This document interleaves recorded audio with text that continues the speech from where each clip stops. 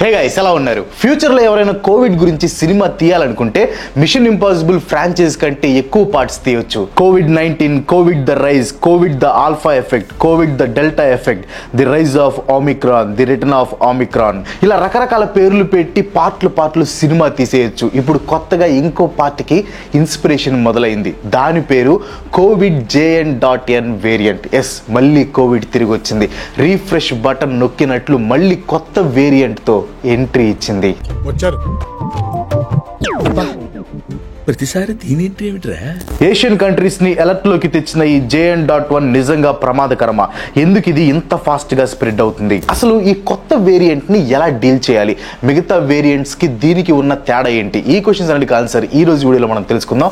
Video చాలా important, so skip చేయకుండా last వరకు చూడండి అండ్ షేర్ చేయడం మాత్రం మర్చిపోవద్దు. కోవిడ్ పాండమిక్ ప్రపంచం మొత్తాన్ని వణికిచ్చింది. 2020 నుండి ఇప్పటి వరకు కోవిడ్-19 దాదాపు 70 లక్షల మందిని బలి తీసుకుంది. ఎలాగోలా కింద మీద పడి వ్యాక్సిన్స్ తయారు చేసి ప్రమాదం నుంచి బయటపడ్డాం అనుకునే లోపు కోవిడ్ మ్యూటేట్ అయ్యి కొత్త వర్షన్తో ప్రపంచం మీదకి అటాక్ దిగుతుంది.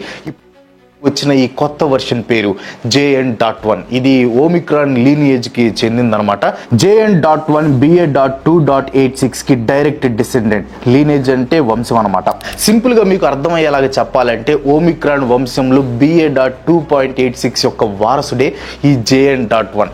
ఈ వారసుడు ఇప్పుడు మనల్ని పీడించడానికి వచ్చాడు. కావాలంటే నెంబర్స్ చెక్ చేసుకోండి. హాంకాంగ్ లో కోవిడ్ పాజిటివ్ కేసులు లాస్ట్ 4 వీక్స్ లో విపరీతంగా పెరిగిపోయాయి. పాజిటివిటీ రేట్ 6.21% నుంచి 13.66% కి పెరిగింది. ఏషియాలో ఉన్న అన్ని కంట్రీస్ కంటే సింగపూర్ లో ఎక్కువ కేసెస్ రిపోర్ట్ అవుతున్నాయి. సింగపూర్ మినిస్ట్రీ ఆఫ్ హెల్త్ ఇచ్చిన రిపోర్ట్ ప్రకారం April 27, 2025 నుంచి May 3, 2025 మధ్యలో 14,200 కోవిడ్ కేసులు రిజిస్టర్ అయ్యాయి. దానికి ముందు వీక్ లో 11,100 కేసులు రిజిస్టర్ అయ్యాయి.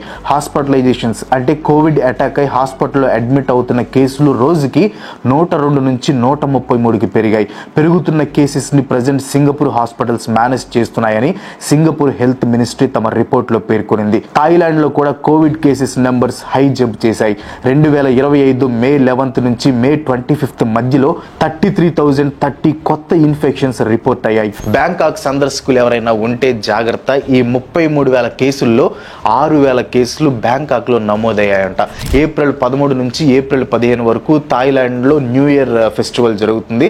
కేసులు పెరగడానికి ఈ ఫెస్టివల్ కూడా ఒక కారణమని Thailand department of disease control చెప్పింది. ఇంకా కోవిడ్ ని సృష్టించి ప్రపంచం మీదకి వదిలిన చైనాలో కూడా కేసులు పెరిగిపోయాయి. మార్చి 31 నుంచి May 4 మధ్యలో కోవిడ్ కేసులు 7.5% నుంచి 16.2% కి పెరిగాయి. ఇంకా ఇండియా విషయానికి వస్తే నేను వీడియో చేసే టైంకి అఫీషియల్ గా 273 కేసెస్ రిజిస్టర్ అయ్యాయి. అన్అఫీషియల్ గా కూడా కేసెస్ ఉండే ఛాన్స్ ఉంది. కేరళ, మహారాష్ట్ర, తమిళనాడు, కర్ణాటక, గుజరాత్, ఢిల్లీ, హర్యానా, రాజస్థాన్ ఇంకా సిక్కిం లో అఫీషియల్ గా కేసెస్ రిపోర్ట్ అయ్యాయి. ఇంకా స్టేట్ వైజ్ యాక్టివ్ కేసెస్ ని చూస్తే స్టేట్ వైజ్ గా కేరళలో 273 ఇదే హైయెస్ట్ కంట్రీలో, అండ్ తమిళనాడులో 66 కేసులు సెకండ్ హైయెస్ట్, అండ్ మహారాష్ట్రలో 56, అండ్ ఢిల్లీలో 23, కర్ణాటకలో 13 నుంచి 35 గ్రాడ్యువల్ గా రైజ్ అయిందనమాట. పుదుచ్చేరిలో అయితే 10 to 12 లోకలైజ్డ్ ఇంక్రీజ్ అనమాట. గుజరాత్ లో 7, ఆంధ్రప్రదేశ్ లో 4, ఉత్తరప్రదేశ్ లో 4, ఉత్తరాఖండ్ లో 3, రాజస్థాన్ లో 2, హర్యానాలో 1 నుంచి 4, ఇంకా సిక్కిం, వెస్ట్ బెంగాల్, తెలంగాణలో 1 కేసు రిజిస్టర్ అయింది. ఇలాంటి పాండమిక్స్ లో వాటిని ఎదిరించాలంటే మన దగ్గర దానికి సంబంధించిన డేటా అనేది ఖచ్చితంగా ఉండాలి.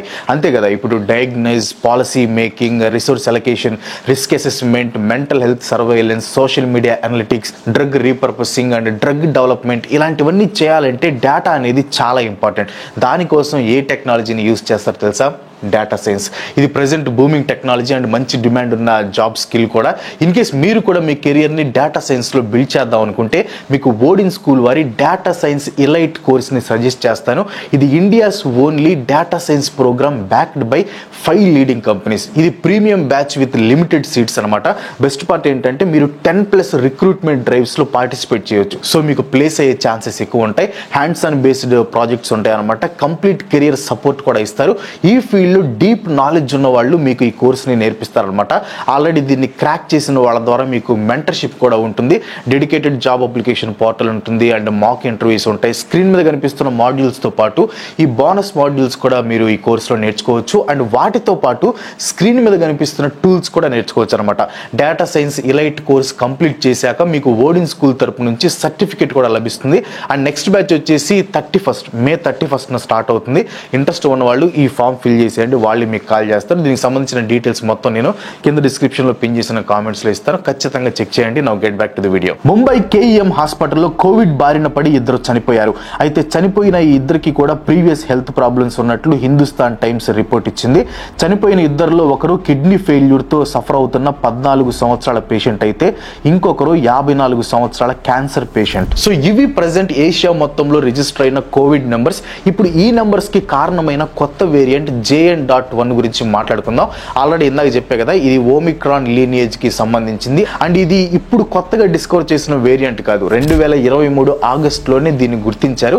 అప్పట్లో JN.1 ఎఫెక్ట్ పెద్దగా లేకపోవడంతో దీన్ని లైట్ తీసుకున్నారు. కానీ ఇది స్ప్రెడ్ అయ్యే స్పీడ్ చూసిన తర్వాత డిసెంబర్ 18, 2023న WHO దీన్ని VOI వేరియంట్ ఆఫ్ ఇంట్రెస్ట్ గా డిక్లేర్ చేస్తుంది. ఈ వేరియంట్ ఆఫ్ ఇంట్రెస్ట్ అనేది ఇంపార్టెంట్. యాక్చువల్ గా WHO కోవిడ్ వేరియంట్స్ ని రెండు విధాలుగా డివైడ్ చేస్తుంది. ఒకటి వేరియంట్ ఆఫ్ ఇంట్రెస్ట్, రెండోది వేరియంట్ ఆఫ్ కన్సర్న్.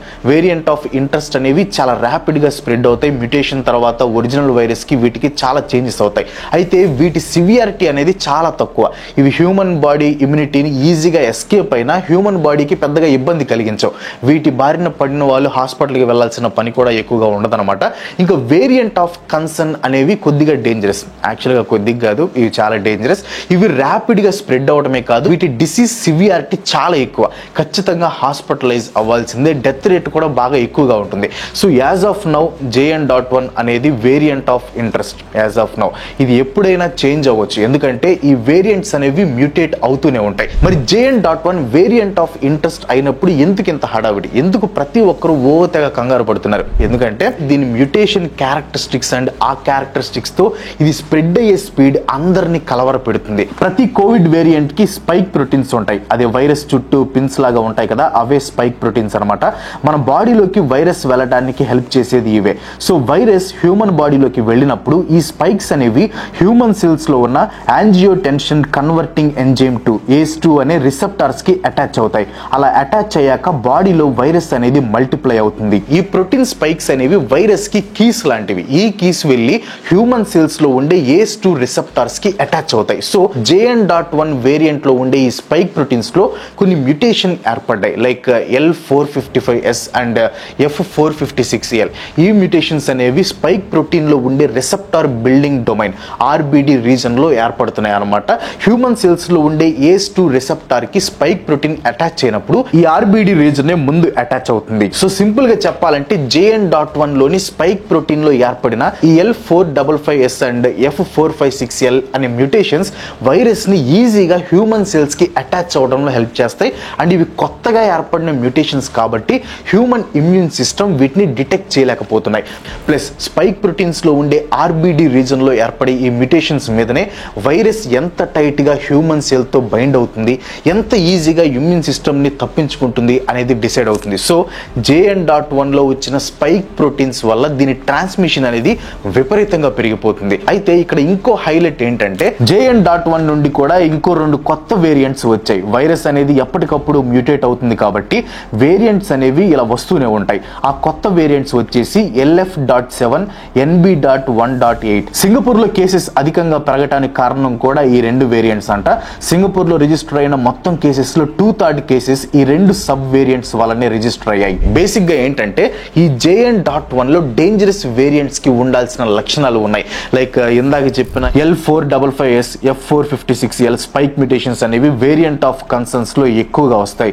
కానీ ఆ మ్యూటేషన్స్ వేరియంట్ ఆఫ్ ఇంట్రెస్ట్ అయిన JN.1 లో కనిపిస్తున్నాయి. కానీ ప్రెసెంట్ JN.1 అయితే డేంజరస్ కాదు. దీనిలో ఉన్న ఒకే ఒక డేంజర్ ఏంటంటే దీని ట్రాన్స్మిషన్ రేట్. ఇప్పటి వరకు ఏ కోవిడ్ వేరియంట్ స్ప్రెడ్ అవ్వనంత ఫాస్ట్ గా ఇది స్ప్రెడ్ అవుతుంది. జస్ట్ స్ప్రెడ్ కదా అవుతుంది, ఏం కాదులే అని లైట్ తీసుకొని ఉండలేం. ఎందుకంటే వైరస్ ఎప్పుడు ఎలా మ్యూటేట్ అవుతుందో ఎవరికి తెలియదు. ఇది డేంజరస్ గా మారే ఛాన్సెస్ చాలా తక్కువ ఉన్నాయని హెల్త్ ఎక్స్పర్ట్స్ అంటున్నా కూడా కూడా దీన్ని లైట్ తీసుకోవడం అంత మంచిది కాదు. ఎందుకంటే ఆల్రెడీ కోవిడ్ ఏం చేయగలదో మనందరం ఎక్స్పీరియన్స్ చేసాం. అందుకే ప్రెసెంట్ JN.1 ప్రాణాంతకం కాకపోయినా దీని గురించి పూర్తిగా తెలుసుకుని జాగ్రత్తగా ఉండటం చాలా మంచిది. ముందుగా దీని సిమ్టమ్స్ గురించి తెలుసుకోవాలి. దీని సిమ్టమ్స్ మిగతా ఆమిక్రాన్ వేరియంట్స్ లాగే ఉంటాయి.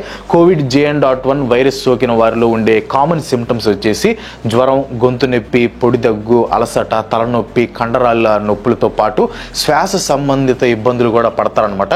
కొంతమందిలో అకేషనల్గా diarrhoea, vomiting, smell and taste కోల్పోవడం లాంటి సిమ్టమ్స్ కూడా కనిపించే అవకాశం ఉంది. ఒకవేళ మీలో కానీ ఇలాంటి సిమ్టమ్స్ కనిపిస్తే సెల్ఫ్ మెడికేషన్ మాత్రం తీసుకోవద్దు. ఖచ్చితంగా డాక్టర్ని కన్సల్ట్ అవ్వండి. JN.1 virus attack 2 to 5 days కి సిమ్టమ్స్ మీలో కనిపిస్తాయి కాబట్టి డౌట్ ఉంటే మిమ్మల్ని మీరు ఐసోలేట్ చేసుకోండి. JN.1 తో పెద్దగా డేంజర్ లేదు, కానీ చిన్నపిల్లలు, వయసు పైబడిన వాళ్ళు, ఇమ్యూన్ సిస్టమ్ వీక్గా ఉన్న వాళ్ళు, అండర్లయింగ్ హెల్త్ ఇష్యూస్ ఉన్న వాళ్ళు మాత్రం ఖచ్చితంగా జాగ్రత్తగా ఉండాలి. ఎందుకంటే ఈ వైరస్ ఈజీగా స్ప్రెడ్ అవుతుంది. సో వీళ్ళకి ఇమ్యూన్ సిస్టమ్ వీక్గా ఉంటుంది కాబట్టి వీళ్ళలో డిసీజ్ సివియారిటీ పెరిగే ఛాన్సెస్ ఎక్కువ ఉన్నాయి. ప్రెసెంట్ JN.1ని కౌంటర్ చేసే బూస్టర్ షాట్ వ్యాక్సిన్స్ అయితే ఇండియాలో లేవు. సో అవైలబుల్గా ఉన్న వ్యాక్సిన్స్ని, బూస్టర్ షాట్స్ని తీసుకుంటే best after consulting doctor. JN.1 ఎంత ఫాస్ట్గా స్ప్రెడ్ అవడానికి స్పైక్ ప్రోటీన్ మ్యూటేషన్ ఒక కారణం అయితే జనాల్లో ఇమ్యూనిటీ తగ్గిపోవడం కూడా ఇంకో కారణం అని హెల్త్ ఎక్స్పర్ట్స్ అంటున్నారు. సో వ్యాక్సిన్స్ తీసుకోవటం, ఇమ్యూనిటీని కాపాడుకోవటం ప్రెసెంట్ మన దగ్గర ఉన్న బెస్ట్ ఆప్షన్స్. జస్ట్ వ్యాక్సిన్తో ఈ JN.1ని అడ్డుకోవటం కష్టం అని అవైలబుల్గా ఉన్న బూస్టర్ వ్యాక్సిన్స్తో బూస్టర్ క్యాంపెయిన్ని నడుపుతున్నాయి కొన్ని ఇండియన్ స్టేట్స్. అండ్ ప్రికాషన్స్, వీటి గురించి నేను మీకు స్పెషల్గా చెప్పాల్సిన పని లేదు. లాక్డౌన్ టైంలో ప్రికాషన్స్లో మనలో చాలామంది PhDలు చేసిన వాళ్ళు ఉన్నారు. సరే, అయినా కానీ చెప్పాల్సిన బాధ్యత నాకు ఉంది కాబట్టి చెప్తాను. పబ్లిక్ ట్రాన్స్పోర్ట్ అండ్ క్రౌడెడ్ ప్లేసెస్ని మ్యాక్సిమం అవాయిడ్ చేయండి. అవాయిడ్ చేయలేని పరిస్థితుల్లో మాస్క్ కంపల్సరీగా పెట్టుకోండి. హ్యాండ్ హైజీన్ని మెయింటైన్ చేయండి. రేట్లు పెరిగిపోకముందే శానిటైజర్లు కొనుక్కోండి. ఏజ్ ఎక్కువ ఉన్నవాళ్ళు, క్రోనిక్ డిసీజెస్ ఉన్నవాళ్ళు బూస్టర్ డోసెస్ని తీసుకోండి. పిల్లలకి వ్యాక్సిన్స్ వేయించండి. సరే, మరి ఇంకంతేగా. ఏదో మర్చిపోయినట్టున్నాను. ఏంటిది? ఏదో చాలా ఇంపార్టెంట్ విషయం. టైంకి పదాలు గుర్తొచ్చేసావు. అదే ఏదో ఉండిద్ది కదా, లాకప్, అప్ డౌన్ అని. అది లాక్డౌన్.